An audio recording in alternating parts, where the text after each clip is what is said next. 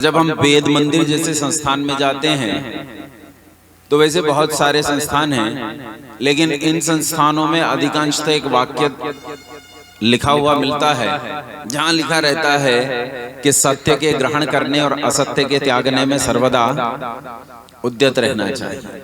अच्छा, जिस मत को मानने वाले लोग वेद मंदिर और आर्य समाज जैसे संस्थानों में रहते हैं, वहीं ये वाक्य आपको लिखा मिलेगा कि सत्य के ग्रहण करने और असत्य के त्यागने में सर्वदा उद्यत रहना चाहिए।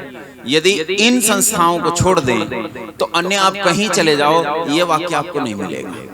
आपको बात ये मिलती है कि मेरी बात मानने में आप सबको हमेशा उद्यत रहना चाहिए और बाकी संसार में तुम्हें कोई कुछ भी कहे उसकी बात छोड़ने में हमेशा उद्यत रहना चाहिए।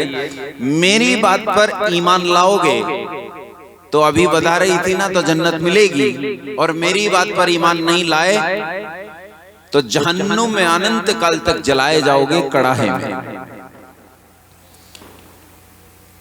सुरेंद्र जी से मैं बात कर रहा था तो सुरेंद्र जी ने बताया कि एक मत की माताएं इनके पास आ गई, सफेद साड़ी पहन के कुछ बिल्ले बिल्ले लगा के इनके पास आ गई। और मैं नाम नहीं लूंगा, नहीं तो आपको पता चल जाएगा मैं ब्रह्म कुमारियों की बात कर रहा हूं। उनके पास आ गई और उनसे आग्रह किया कि आप हमारे आश्रम में कभी आइए। इन्होंने कहा जी मैं तो आर्य समाजी हूँ। बोले कोई बात नहीं, आश्रम में तो कभी आइए। ये वहां आश्रम में चले गए और इन्होंने जो भी बात की, लेकिन मेरा कहने का अर्थ ये है कि ये सब जगह जहां हम जाते हैं ढूंढने, वहां जाते ही उन्होंने इनसे पूछा कि क्या शांति मिली? शांति केवल एक स्थान पर निवास करती है जहां सत्य होता है। जहां सत्य नहीं होता वहां शांति निवास। दुनिया में किताबें छपी हैं, बहुत सारी किताबें, कुरान है, बाइबल है, और पता नहीं कितने काल्पनिक ग्रंथ लिख रखे हैं, और उन काल्पनिक ग्रंथों में कितने प्रेम की बातें लिखी हैं। दुनिया शुरू हुई तो दो आदमी बने। क्या क्या नाम थे? आदम और हव्वा। अंग्रेज लोग इन्हें कहते हैं एडम और इव। अच्छा, उसके बाद दुनिया कहां से आई? मैंने पूछा उसके बाद दुनिया कहां से आई? बोले इन्हीं दो से पैदा हुई। इसका मतलब यह है कि एडम और इव के बच्चे हुए होंगे और उन फिर बच्चों के आपस में, अरे तभी तो दुनिया हुई होगी। बच्चों के आपस में विवाह हुए होंगे और उनसे संसार पैदा हुआ। ये इंसेस्ट टाइप का संसार है जहां भाई बहनों में आपस में, सगे भाई बहनों में एक माँ की कोख से पैदा हुए, एक माँ का दूध पिया, ऐसे भाई और बहनों में आपस में विवाह होता है। और लोग कितने प्रेम से कहते हैं कि ये प्रेम का पुस्तक है। एडम की बातों को गाया जाता है। Flash of flash, bone of my bone, thou art and from thy state, mine never shall be parted, bliss और वो कमाल है। और हम यहाँ शांति ढूंढते हैं, हम यहाँ प्रेम ढूंढते हैं। ऐसा सारा संसार। आओ कुछ चीजों को समझने का प्रयास करते हैं। थोड़ा सा लेकर चलूंगा। अच्छा, ये पक्का कह रहा हूं, मैं भाषण देने बिल्कुल नहीं बैठा, इसलिए मेरे साथ जुड़कर चीज को समझने का प्रयास करना। देखो, संसार में आपको दो चीजें दिखाई देती हैं, बस दो ही चीजें हैं संसार में, तीसरी चीज ही नहीं। वैसे प्रकृति त्रिगुणात्मक है, लेकिन तीसरी दिखाई नहीं देती है तो उसे एक और रख देता हूं। संसार में केवल दो चीजें दिखाई देती हैं। एक वो है जिनके भीतर जीवन है, और एक वो है जिनके भीतर जीवन नहीं है। एक वो जिनमें लाइफ है और एक वो जिनमें लाइफ नहीं है। अच्छा, जिनमें लाइफ नहीं है उन्हें क्या कहते हैं? जड़ या चेतन? जड़ कहते हैं। और जिनमें लाइफ है उन्हें चेतन कहते हैं। थोड़ी सी देर के लिए जड़ को उठा के एक और रख दो, चेतन को ले आओ। चेतन को फिर हम दो जगह बांटते हैं। चेतन दो प्रकार का होता है। एक वो चेतन होता है, जैसा अभी बता रही थी ना, कि वो जैसा हुआ है बस ऐसा ही रहेगा, जैसा पैदा हुआ है वैसा ही मरेगा। इसमें ना कुछ घटती होती है और ना बढ़ती होती है। जैसे पशु के भीतर कुछ जानकारी जन्म के साथ होती है, ये जानकारी उसके अंदर जो रखी गई है, पैदा होते ही इनबिल्ट इसके अंदर जानकारी है। इस जानकारी में कुछ भी कमी नहीं आती और कुछ भी बढ़ोतरी नहीं होती है। जैसे गाय का बछड़ा पैदा होते ही तैरना जानता है, कोई तैराकी इसका ट्रेनिंग नहीं होती है कि ऐसे ऐसे तैरा जाता है, ये तैरना जानता है। आप नदी में डाल दो, नाले में डाल दो, समुद्र में डाल दो, पोखर में डाल दो, ये तैरता है, ये तैरना जानता है। अच्छा, मरने पर्यंत ये तैरना जानता है।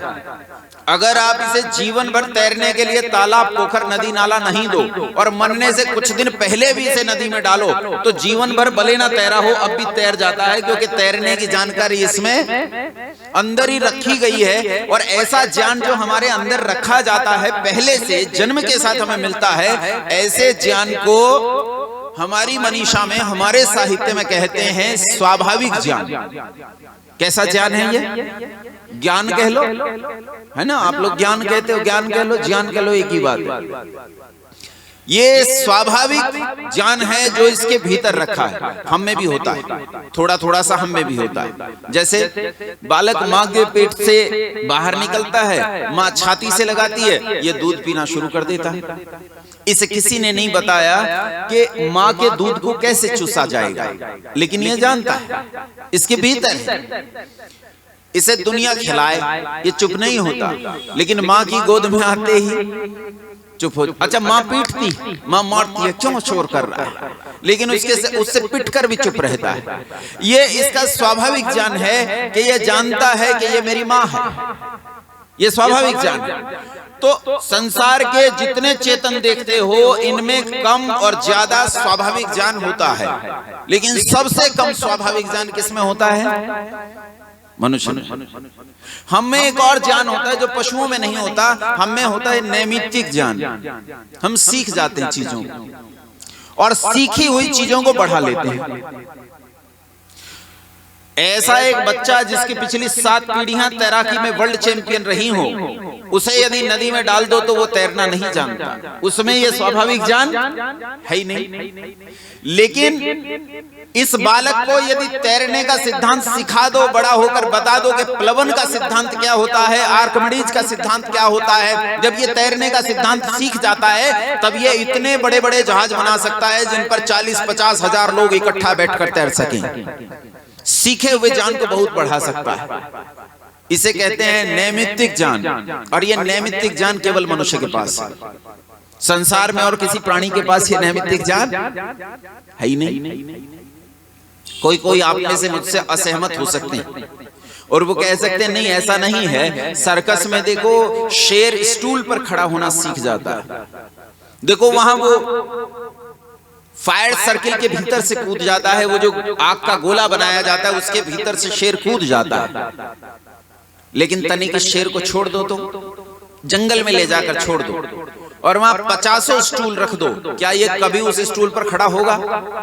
अरे ये तो डंडे के जोर से कर रहा था, ये सीखा वीखा कुछ भी नहीं, ये तो डंडे के जोर से कर रहा था। वहां खूब आग के गोले लगाओ, ये किसी आग के गोले में से नहीं कूदेगा, पागल है, ये कूदेगा इसमें से आग के गोले से? जो सिंह का काम है वही करेगा, जंगल में छोड़ दो ये अपने काम पर लग जाएगा। नैमित्तिक ज्ञान होता है मनुष्य में, और यही नैमित्तिक ज्ञान आपको पशुओं से अलग करता है। अच्छा, इसी नैमित्तिक ज्ञान को आप बुद्धि कह सकते हो, यही बुद्धि, पर्यायवाची शब्द के तौर पर आप इसे बुद्धि कह सकते हो। हमें परमात्मा ने बुद्धि दी है और ये बुद्धि सारे संसार में संसार से हमें अलग करती है। दूसरी कोई चीज नहीं जो हमें संसार से अलग करती हो, बुद्धि ही हमें संसार से अलग करती है। बुद्धि अलग है, विलक्षण है। सब लोग इस बुद्धि को बढ़ाना चाहते हैं। बच्चों को कहां भेजते हैं? स्कूल, गुरुकुल भेजते हैं, कॉलेज भेजते हैं। क्यों? ताकि उसकी बुद्धि का क्या हो सके?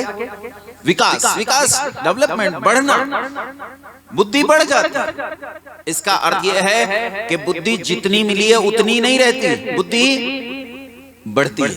कैसे बढ़ती है बुद्धि?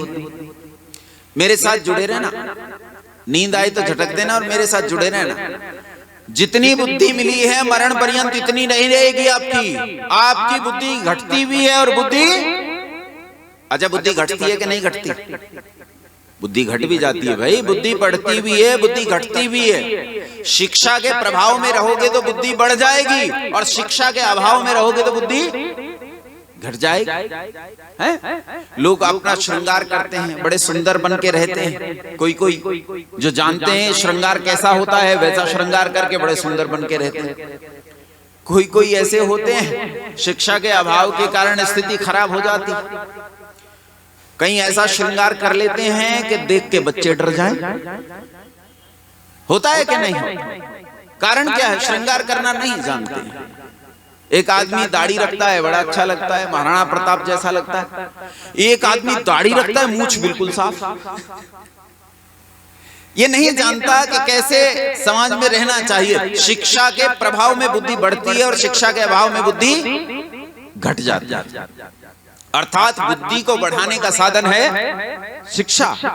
शिक्षा के प्रभाव में आते ही बुद्धि बढ़ती है। शिक्षा सबसे महत्वपूर्ण वस्तु है। अब देखो, संसार में सबसे उत्तम जीवन मनुष्य का, और मनुष्य के जीवन में सबसे विलक्षण वस्तु बुद्धि, और बुद्धि को बढ़ाने का एकमात्र साधन शिक्षा। शिक्षा की दशा मेरे देश में कैसी थी, आओ थोड़ा सा देखते हैं। अच्छा ये बताओ, हमारे देश में शिक्षा घटी है कि बढ़ी है? सोचो, शिक्षा घटी के बढ़ी? अरे पहले तो 5वीं पास 6ठी पास कोई व्यक्ति होता था तो कहते थे बड़ी नौकरी पा जाता था सरकार में। उतना पढ़ा लिखा होना भी बहुत माना जाता था, और आजकल तो पीएचडी भी दुकान खोल के बैठे।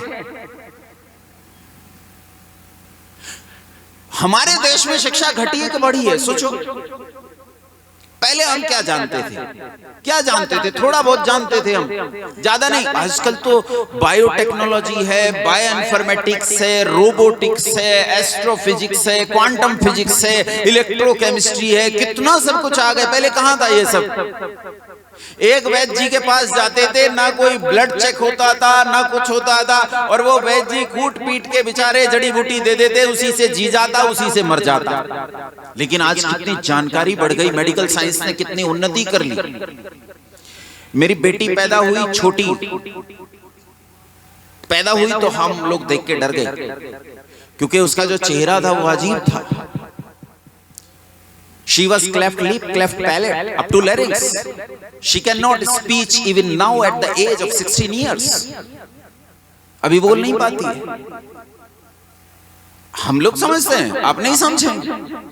लेकिन जब पैदा हुई तो अजीबोगरीब। फिर डॉक्टर के पास गए, डॉक्टर ने कहा ऑपरेशन होंगे। कई ऑपरेशन हुए, क्योंकि त्यों बना दी जैसे उसकी माँ है, ऐसा ही बनाकर बिल्कुल चौंका त्यों रख दिया चेहरा। देखो कितनी जानकारी बढ़ी। शिक्षा घटी के बढ़ी? सोचो, पहले कहां बैलगाड़ी में चलते थे, झोटा बग्गी में चलते थे, लोग तो पैदल भी चलते थे। अरे सैकड़ों सैकड़ों किलोमीटर यूं ही पैदल घूमते थे। आजकल तो प्लेन से जाते हैं, प्लेन से जहाज में बैठते हैं। जो 3 दिन का 4 दिन का सफर है वो 2 घंटे में पूरा हो जाता है। देखो सोचो, अभी कुछ दिन पहले की बात है, आपके घरों में गाड़ी होती थी, किराए पर मिलती थी। घर में तो किसी किसी के होती थी, एक एम्बेसडर नाम की गाड़ी होती थी ना। उसे पकड़ के जब बैठ जाते थे, दरवाजा बंद कर लेते थे, तो ड्राइवर कहता भाई साहब एक बार खोल के और बंद करो। तो हम फिर खोल के बंद करते, तो कहता ऐसे नहीं, जोर से करो। तो हम जोर से मारते, वो कहता काम नहीं चला। उतर के आया इधर और पकड़ के जोर से मारा, तब जाके कहता अब बंद हुई है। अच्छा, आजकल कितनी गाड़ियां कैसी चाबी से बंद हो जाती है, चाबी से खुल जाती है। सोचो, शिक्षा घटी कि शिक्षा बढ़ी है? बच्चों क्या लगता है, बढ़ गई ना शिक्षा? क्या लगता है, बढ़ गई? अच्छा आओ देखते हैं शिक्षा घटी कि शिक्षा बढ़ी। आओ देखते हैं शिक्षा घटी कि शिक्षा बढ़ी। अच्छा ये बताओ, सेब को सबसे पहले पेड़ से टूटकर गिरते हुए किसने देखा था? उत्तर दो। किसने देखा? न्यूटन ने देखा। अच्छा, बाघ तो न्यूटन के बाप का रहा होगा, तो न्यूटन के पिताजी जो थे, जब सेब टूटकर गिरता था उन्होंने नहीं देखा, दादा ने नहीं देखा। न्यूटन के पहले हजारों पीढ़ियां बीत गई, किसी ने सेब टूटकर पेड़ से गिरते नहीं देखा। या तो ऐसा होता होगा कि वो लोग आंख बंद कर लेते होंगे जब सेब टूटकर गिरता होगा, बोले ना न्यूटन देखेगा। अपन नहीं ले सकते ये श्रेय कि सबसे पहले हमने पेड़ से टूटकर गिरते देखे। क्या न्यूटन से पहले बहुत लोगों ने नहीं देखा, लेकिन कमाल की बात यह है हमारे दिमाग में ठोक ठोक कर भर दिया गया कि सेब को सबसे पहले पेड़ से टूटकर गिरते किसने देखा? अरे न्यूटन से पहले हजारों लाखों पीढ़ियां बीती, सबने देखा सेब पेड़ से टूटकर गिरते। अरे इसकी माँ माँ नहीं न्यूटन की, दादी नहीं, परदादी नहीं, इसकी आदि दादी, आदि मतलब आदि काल में जो पैदा हुई वो दादी, ईडन गार्डन में जब वो बैठी थी और उसने फल खाया था जिसके कारण इन्हें ईडन गार्डन से बाहर निकाल दिया था एडम और ईव को, उसने सबसे पहले क्या टूटकर गिरते देखा था? सेब। उसी ने तो देखा था, उसने सेब खा लिया। जब सेब खा लिया तो ये ईडन गार्डन से बाहर जाने की अधिकारिणी बन गई, इसे बाहर जाना पड़ा, ये रोने लगी। तब एडम कहता है रो मत, मैं भी जाऊंगा।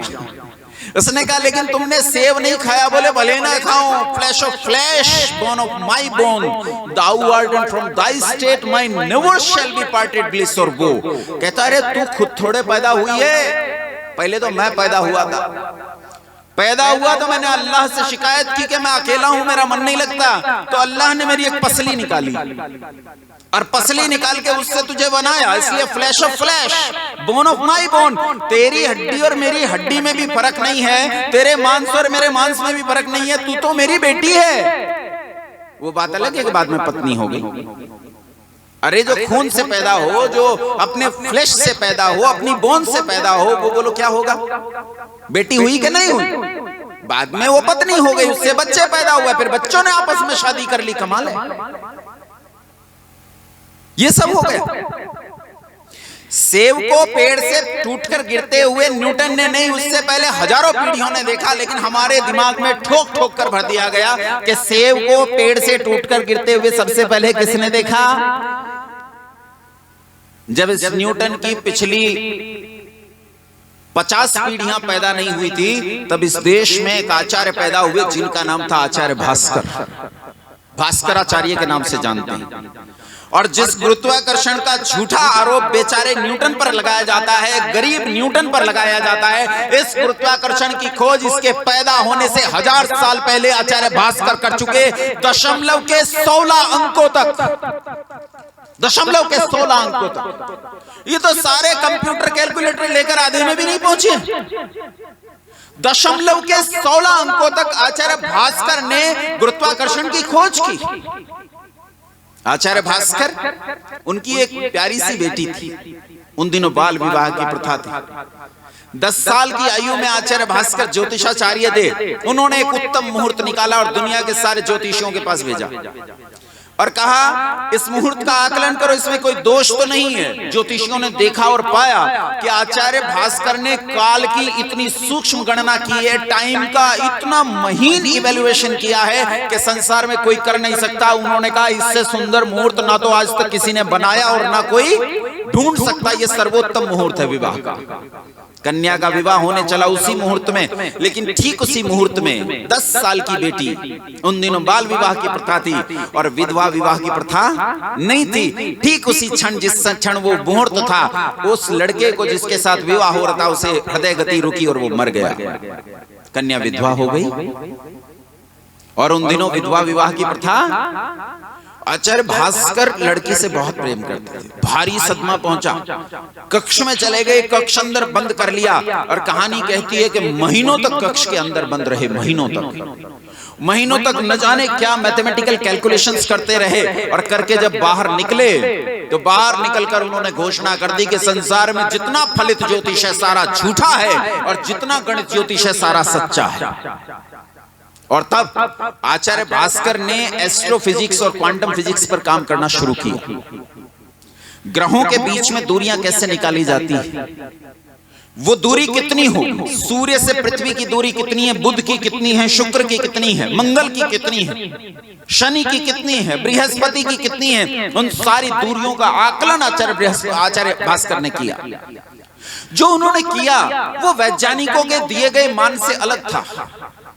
बाद में वैज्ञानिकों ने शोध किया और उस मान को संशोधित किया तो वो आचार्य के मान के निकट आ गया, लेकिन उन्होंने और संशोधन किया, वो और निकट आ गया, और संशोधन किया और निकट आ गया। और आप आश्चर्य करोगे, जितना जितना संशोधन करते जाते हैं उतना उतना आचार्य के बताए हुए मान के निकट आता जाता है। सोचो, शिक्षा बढ़ी या शिक्षा घटी?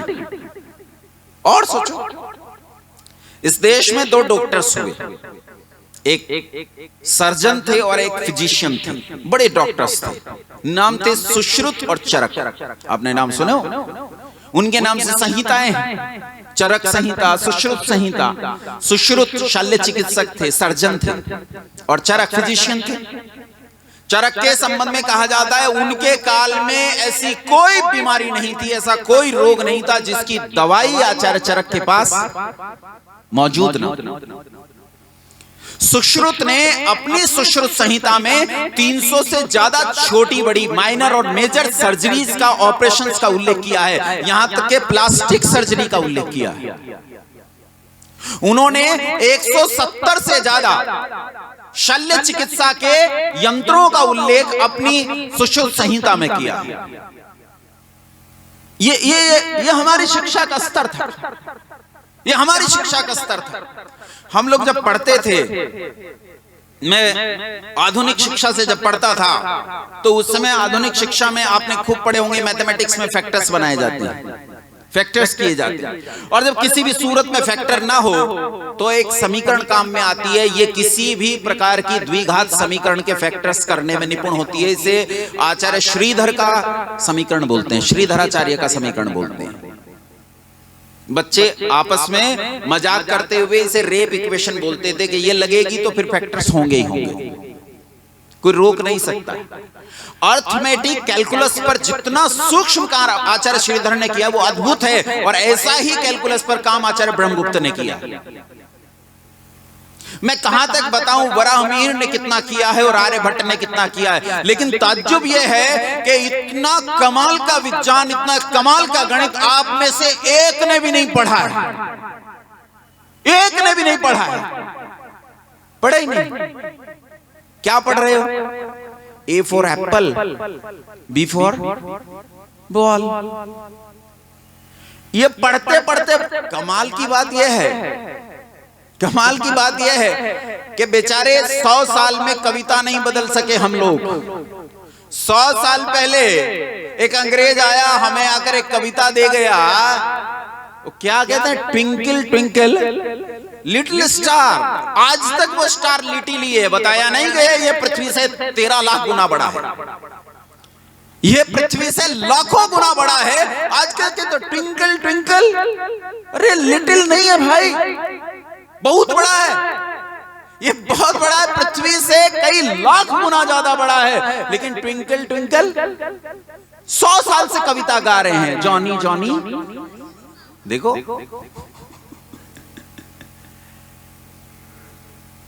ये पढ़ रहे हैं, और जो अद्भुत विज्ञान, अद्भुत गणित हमारा था उसे पढ़ना हमने बंद कर दिया। और तब हम कहते हैं कि हमारी शिक्षा बढ़ गई। अच्छा, शिक्षा बढ़ी कि शिक्षा घटी? एक और छोटा सा उदाहरण देखो। हमारे एक पिताजी थे, बड़े भारी, दुनिया मानती है कि ऐसा पिता संसार में दूसरा पैदा नहीं हुआ। मैं भी मानता हूं कि ऐसा संसार में दूसरा नायक पैदा नहीं हुआ। मैं इस हीरो का फैन हूं, ऐसा जबरदस्त नायक दूसरा हुआ ही नहीं। लोग इन्हें मर्यादा पुरुषोत्तम श्री रामचंद्र के नाम से जानते हैं। 13 साल जंगल में रहे, 14वें साल झगड़ा हो गया। किसके साथ? किसके साथ झगड़ा हुआ था? उस काल के अमेरिका के साथ झगड़ा हुआ, जो दुनिया में सबसे शक्तिशाली था। उसके बराबर शक्तिशाली दूसरा कोई था ही नहीं। पत्नी का अपहरण कर ले गया। राम जी जंगल में अकेले हैं, बस 2 भाई हैं, हाथ में शायद एक धनुष बाण, कोई मिसाइल विसाइल नहीं थी उनके पास उस समय। कोई मिसाइल ले रहे हो, उनके पास राफेल हो, F-16 हो, M-18 हो, AK-47 हो, कुछ नहीं। एक तमंचा था, पता नहीं 315 का था कि 312 का। एक तमंचा लिए घूम रहे थे 2 भाई, और इतनी दीनहीन अवस्था में, जब उनके पास कुछ भी नहीं था, साधन नहीं था, धन नहीं था, श्री राम जी और लक्ष्मण जी जंगल में घूम रहे थे, कुछ नहीं था उनके पास, कई सारे ऑप्शन थे। पहला, चक्रवर्ती सम्राट के पुत्र थे, चाहते तो स्त्रियां कतार लगाकर खड़ी होती, बोलो होती कि नहीं होती? पत्नी गई सो गई, कोई और विवाह कर लेंगे। दूसरा ऑप्शन था, बड़े लज्जास्पद विषय है कि पत्नी का अपहरण हो गया, अब संसार में किसी को मुंह दिखाने के लायक नहीं रहे, डिप्रेशन में आ जाएं, आत्महत्या कर लें। तीसरा था, अरे भाई पत्नी तो गई, अपना कुछ महीने बचे हैं, ये काट के वापस चलते हैं अपन, ऐसे खतरनाक आदमी के साथ कौन झगड़ेगा। लेकिन राम जी ने इन तीनों ऑप्शन में से किसी भी ऑप्शन को, किसी विकल्प को नहीं चुना। उन्होंने विकल्प चुना कि हम रावण के साथ युद्ध करेंगे। पहले युद्ध को टालने का प्रयास किया, नहीं टला तो कहा युद्ध करेंगे। अच्छा, जब वहां पहुंच गए, बिल्कुल लंका के किनारे पर समुद्र बीच में था, और वो सैकड़ों योजन का समुद्र। अगर आज की दूरी मैं लूं, केवल आज की दूरी, उस समय का छोड़ दीजिए योजन का कितना बनता है कितना नहीं बनता, 29.5 मील। कितना है अभी? 29.5 मील है। 29.5 मील दूर लंका थी। मान लो उस समय भी 29.5 मील दूर ही थी लंका, इतनी दूर लंका थी। नदी नाले राजवाहों पर लोग लकड़ी लट्ठे डालकर पार हो जाया करते थे। सोचो, एक दिन राम जी सुबह सुबह उठे, उन्होंने सुग्रीव को बुलाया और कहा, भाई युद्ध करना है, लंका पहुंचना है, इसलिए लंका जाने के लिए किसी भूमि वाले मार्ग की आवश्यकता होगी। क्यों भूमि का मार्ग ही क्यों? ऊपर से भी तो जा सकते थे, हनुमान जी गए थे, इनके पास कोई वायुयान होगा तो उसी वायुयान में बैठकर ये भी चले जाते। भूमि के मार्ग की आवश्यकता क्यों थी? आप लोगों में से जिन्होंने एसएसटी पढ़ा है, इतिहास पढ़ा है, हिस्ट्री पढ़ी है, उन्होंने दो तानाशाहों के नाम सुने होंगे यूरोप में। एक का नाम था नेपोलियन बोनापार्ट और दूसरे का नाम था अडोल्फ हिटलर। इन दोनों ने इंग्लैंड पर हमला किया। नेपोलियन बोनापार्ट ने इतना नुकसान नहीं किया जितना हिटलर ने किया। हिटलर ने इंग्लैंड को तहस नहस कर दिया बुरी तरह। लेकिन आप आश्चर्य करोगे, दोनों में से कोई भी इंग्लैंड को इतनी बुरी तरह बर्बाद करने के बावजूद भी जीत नहीं पाया। क्यों नहीं जीत पाया? क्योंकि इंग्लैंड की एक निश्चित भौगोलिक स्थिति थी कि चारों ओर जल भरा था, समुद्र के बीच में इंग्लैंड था। जब तक जमीनी रास्ते से इंग्लैंड में न जाया जाए तब तक इंग्लैंड को जीतना असंभव था। और उन्होंने जो हमला किया वो वायु मार्गों से किया था। श्री राम ने गलती नहीं की। श्री राम ने गलती नहीं की। उन्होंने कहा हम भूमि के मार्ग से जाएंगे, लेकिन इतना बड़ा समुद्र कैसे पार करें? जब उन्होंने सुग्रीव को बुलाकर कहा कि हम इस समुद्र पर पुल बांधेंगे, कभी कभी मैं अकेले में बैठकर सोचता हूं कि सुग्रीव हंसा होगा।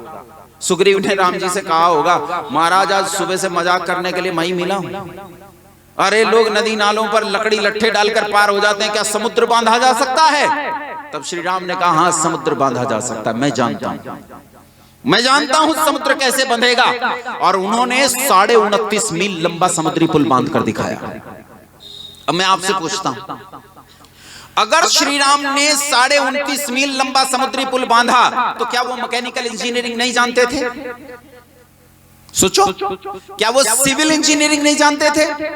क्या वो जियोलॉजी भूगर्भ विज्ञान नहीं जानते थे? क्या वो ओशन साइंस नहीं जानते थे? समुद्र विज्ञान नहीं जानते थे? अगर इनमें से किसी एक भी विज्ञान को श्री राम न जानते होते तो पुल बनाना संभव नहीं था। पुल नहीं बनाया जा सकता था। वो इन सारी विद्याओं में पारंगत थे। अच्छा, श्री राम ने ये इंजीनियरिंग, ये मैकेनिकल इंजीनियरिंग, ये सिविल इंजीनियरिंग कौन से इंजीनियरिंग इंस्टीट्यूट में पढ़ी थी? गुरुकुल में पढ़ी थी। उस समय शिक्षण संस्थान क्या थे? गुरुकुल थे। वो उस गुरुकुल में पढ़े थे जिस गुरुकुल के प्रिंसिपल थे आचार्य वशिष्ठ। उस गुरुकुल में पढ़े और उस गुरुकुल में पढ़कर जाकर उन्होंने देखो कितनी विद्याएं सीखी थी, इतनी सारी इंजीनियरिंग जानते थे। इसके अलावा जब वहां पहुंच गए तो रावण जो दुनिया का सबसे खतरनाक शासक था, उसमें युद्ध का नेतृत्व किया, युद्ध की स्ट्रेटजी बनाई और नाश कर दिया रावण का। नाश, कैसा नाश? आज तक लोग कहावत गाते हैं, लोग कहते हैं 1 लख पूत 1.25 लाख नाती ता रावण घर दिया न बात। पानी देने वाला नहीं छोड़ा, सारे दुष्टों का समूल नाश कर दिया। किस आधार पर? अपनी विद्या के बल पर। किस बल पर? अपनी विद्या के बल पर। ये हमारी शिक्षा का स्तर था। और आज हमारी शिक्षा का स्तर क्या है? A for apple. और एप्पल को सबसे पहले टूटकर गिरते किसने देखा? B for ball, D for donkey. वाकई डी फॉर डंकी होता है, वाकई होता है। और मुझे लगता है ये पढ़ते पढ़ते पढ़ते पढ़ते शायद ये थोड़ा बहुत डंकीपन हम में भी आ गया है, ये हम में भी आ गया है। और हम उन सिद्धांतों से इतनी दूर निकल आए हैं जहां हमारी उन्नति का कोई रास्ता नहीं रह जाता। ये शिक्षा का स्तर था, तो मरे कैसे, गिरे कैसे, वो लंबी कहानी नहीं छेड़ूंगा, मेरे पास समय कम है। महाभारत की लंबी कहानी नहीं छेड़ूंगा, लेकिन बस इतना समझ लो, दुनिया का सबसे प्रलयंकारी विश्व युद्ध महाभारत, उसमें जो विनाश हुआ था, उस विनाश से हमारी विद्या लुप्त हुई। और विद्या की लुप्तता के बाद जब हमारा पतन प्रारंभ हुआ तो हम गुलाम हो गए। 1000 साल की गुलामी होगी। और आप आश्चर्य करोगे, संसार भर का इतिहास उठाकर देखो, किसी संसार के किसी देश ने आज तक 1000 साल की गुलामी नहीं भोगी है, केवल हमने भोगी है। 750 साल किन की भोगी है? देखो कैसे डरे बैठे हैं। आवाज तो मेरी जा रही है, हमला तो मुझ पे होगा। काहे डरे बैठे हो? 750 साल किन की? अरे कौन मुगल होता है? नाम बोलो, इनका क्या होता है? मुसलमान। किन की गुलामी भोगी हमने 750 साल तक? मुसलमानों की गुलामी भोगी है। किन की? जिन्हें 1400 साल में पूरा पजामा पहनना नहीं आया, उनके 750 साल गुलाम रहे। जिन्हें 1400 साल में इतनी तमीज नहीं आई कि इतना लंबा घोंसला मुंह पर रखा है तो 4 बाल मूछ के भी रख ले, सिमेट्री तो ठीक बनेगी। उनके 750 साल गुलाम रहे। और उसके बाद 250 साल गुलाम रहे किनके? अंग्रेजों। 250 साल। और इस 750 साल के काल में पहले आक्रमण किन्होंने किए थे? क्या नाम थे उनके? महमूद गजनवी, और दूसरा क्या था वो? मुहम्मद गोरी। मुहम्मद गोरी अपने साथ एक गुलाम लेकर आया था। गुलाम का नाम था कुतुबुद्दीन ऐबक। इसी कुतुबुद्दीन ऐबक का एक सिपह सलार था जिसका नाम था बख्तियार खिलजी। गोरी के चले जाने के बाद बख्तियार खिलजी ने इस मोहम्मद गोरी से अलग अपना शासन स्थापित कर लिया। और पश्चिमोत्तर प्रांत जहां आप रहते हो, पश्चिमोत्तर प्रांत से प्रारंभ करके असम तक इसने अपना राज्य स्थापित किया। और इस रास्ते में जब इस विजय यात्रा पर निकला, इसने रास्ते में पढ़ने वाले 3 विश्वविद्यालयों को तहस नहस किया, जिनमें सबसे छोटा विश्वविद्यालय था नालंदा। नाम सुना है? सुना है नालंदा? कितना बड़ा था? छोटा था तीनों में, लेकिन कितना बड़ा था? कितना बड़ा था? आज भी खंडर मौजूद है, जाकर देख ला कितना बड़ा था। आपकी सैकड़ों यूनिवर्सिटी मिलकर भी इस अकेले विश्वविद्यालय का मुकाबला नहीं कर सकती, इतना बड़ा था। 15,000 छात्रों के सेपरेट रूम्स की व्यवस्था है। डॉर्मेट्री में कितने रहते होंगे वो अलग, बाहर से आकर कितने पढ़ते होंगे वो अलग। जो खेत खलिहान में रहकर तपस्वी जीवन जीकर रोज आते होंगे, परिसर में पढ़कर चले जाते होंगे, उनकी संख्या अलग है। 15,000 तो वो हैं जो अकेले कक्षों में रहकर पढ़ते थे। कई हजार आचार्यों के रहने की व्यवस्था थी। आचार्य शंकर के दादा गुरु कुमारिल भट्ट के काल में भी हजारों आचार्यों के रहने की व्यवस्था थी इस नालंदा विश्वविद्यालय में। जब बख्तियार खिलजी इसमें घुसा तो बीच में एक लंबी इमारत थी, ऊंची इमारत, बहुत बड़ी इमारत। उसने पूछा ये इमारत क्या है? कर्मचारियों ने कहा जी ये लाइब्रेरी है। कहा इस लाइब्रेरी में क्या है? पुस्तकें हैं। कितनी पुस्तकें होंगी? कितनी? आज एक लाइब्रेरी में फिजिकली कितनी पुस्तकें रखना संभव होगा? सोचो। 10,000, 20,000, 50,000, लाख, 2 लाख, 3 लाख, 4 लाख, 5 लाख, 10 लाख? संभव नहीं है। इतनी पुस्तकें फिजिकली रख पाना किसी लाइब्रेरी में संभव? 90 लाख किताबें मौजूद थी, 90 लाख इस लाइब्रेरी में। लेकिन बख्तियार खिलजी ने कहा तनिक कर्मचारियों को बुलाओ और पूछो कि इस लाइब्रेरी में कोई कुरान भी है क्या? उन्होंने कहा ना, इसमें कोई कुरान नहीं है। तो आग लगा दो, लाइब्रेरी किसी काम की नहीं है।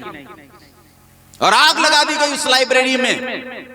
अतिशयोक्तिपूर्ण अलंकारिक भाषा लिखते हुए साहित्यकार और इतिहासकार लिखते हैं 6 महीने तक इस लाइब्रेरी से धुआं निकलता रहा, 6 महीने तक आग लगी रही। समालोचक लिखते हैं कि 6 महीने तक आग लगना शायद संभव ना हो, पर यह हुआ कि 6 महीने तक सेना वहीं रुकी और ठंडी के दिन थे पाखानों में पानी गर्म करने के लिए इन्हीं किताबों का इस्तेमाल किया गया। इस तरह 6 महीने तक ये किताबें जलाई गई। 6 महीने, 6 महीने।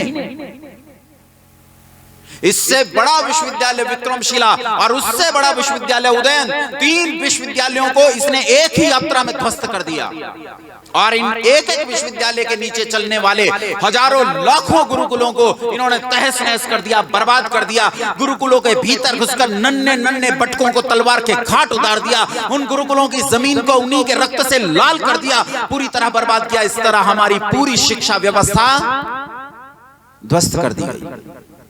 अंग्रेज मुसलमान के मुकाबले चालाक होता है। जब अंग्रेज इस देश में आया तो 1857 की क्रांति के बाद 1858 में एजुकेशन एक्ट आया, जिसे लेकर आया था, आपने नाम सुना होगा, मैकॉले से पहले काम किया था। एक का नाम शायद वेबर था और एक का मिलर था। उन्होंने भी एजुकेशन पर काम किया था, भारत की शिक्षण व्यवस्था पर काम किया था और काम करके ये कहा था ये ऐसी अद्भुत चेतनामयी शिक्षा है जो बार बार मृत्यु के तट पर जाने पर भी इस राष्ट्र को पुनः लौटा लाती है। और उन्होंने उस एजुकेशन एक्ट में पहली पंक्ति से सारे वेद विद्यालयों और संस्कृत विद्यालयों को अवैध घोषित कर दिया। उन्हें फंडिंग रुक गई और धीरे धीरे ये वेद विद्यालय और संस्कृत विद्यालय समाप्त हो गए, मर गए। इस देश से हमारी सारी शिक्षा प्रणाली, वो आचार्य ब्रह्मगुप्त की विद्या, वो आचार्य श्रीधर की विद्या, वो अद्भुत गणित, वो अद्भुत विज्ञान, धीरे धीरे उसे पढ़ने और पढ़ाने वाले समाप्त हो गए। लेकिन जब इस देश में उन्हें पढ़ने और पढ़ाने वाला मौजूद नहीं है, तब आचार्य भास्कर का अपनी पुत्री के नाम से लिखा गया गणित का अद्भुत ग्रंथ लीलावती नासा की लाइब्रेरी का सबसे माननीय ग्रंथ माना जाता है, गणित का सबसे उत्तम ग्रंथ गिना जाता है। हम ही तो नहीं पढ़ते, अन्य सब पढ़ते हैं। मां लीलावती के भी लिखे हुए 10 ग्रंथ है, वो भी उत्तम गणितज्ञा हुई, उसने 10 ग्रंथ लिखे, वो सारे ग्रंथ वहां मौजूद हैं और वो पढ़ते हैं, उपयोग करते हैं। आप आश्चर्य करोगे, एक निश्चित लेवल के बाद जब ऊपर लेवल बढ़ना शुरू होता है तो नासा में उन लोगों को नौकरी नहीं दी जाती जो उनके द्वारा निर्धारित किया गया 16 महीने का संस्कृत का पाठ्यक्रम उत्तीर्ण कर लें। ये शर्त है, आप संस्कृत पहले पढ़ लोगे तब नासा में आ पाओगे, क्योंकि उसके आए बिना आप लीलावती नहीं पढ़ सकते, तभी पढ़ पाओगे। ये हमारी स्थिति थी। हम कौन थे, क्या हो गए और क्या होंगे अभी, आओ विचारे बैठकर ये समस्याएं सब। ये जो मैंने आपके बीच में विषय रखा है, ये पूरा विषय नहीं है। ये पूरा विषय मैं इन 3 दिन में पूरा करूंगा, कड़ी दर कड़ी में वहां चलूंगा। मुझे नहीं पता आप सब लोग अगले दिन भी आएंगे कि नहीं आएंगे, आपका छूट जाएगा, पिछला पकड़ा हुआ है कि नहीं, अगला नया हो गया कि नहीं। आप कुछ करे ना करे भाई, मैं अपना कर्तव्य पूरा करूंगा, मैं अपनी ड्यूटी पूरी करूंगा और मैं चल पड़ूंगा। मेरा अपना काम है, मैं करूंगा। कोई जागे न जागे, चौकीदार का काम होता है कि वो सड़क पर घूमता रहे और आवाज लगाते रहे, जागते रहो। तो मेरा काम है जागते रहो की आवाज लगाते रहना। यहाँ मैं आज का विषय रोकता हूँ, पूरा तो मेरा नहीं हुआ है, यहाँ आज का विषय रोकता हूँ, लेकिन ये आह्वान करता हूँ कि यदि आज भी उन्नति करना चाहते हो, यदि आज भी बढ़ना चाहते हो, तो आपको अपने सिद्धांतों की ओर लौटना पड़ेगा, आपको अपने सिद्धांतों में आना पड़ेगा। यदि आप अपने सिद्धांतों के प्रांगण में नहीं आए तो याद रखना, न जीवन में सुख होगा, न शांति होगी, और दुनिया में मत मतांतरों के झूठे मजहबी चक्करों में फंसकर जैसे दुनिया अपना जीवन बर्बाद कर रही है, वैसे हम भी अपना जीवन बर्बाद करेंगे। कल हम थोड़े थोड़े अपने सिद्धांतों की ओर बढ़ेंगे, अपने सिद्धांतों को जानने का प्रयास करेंगे।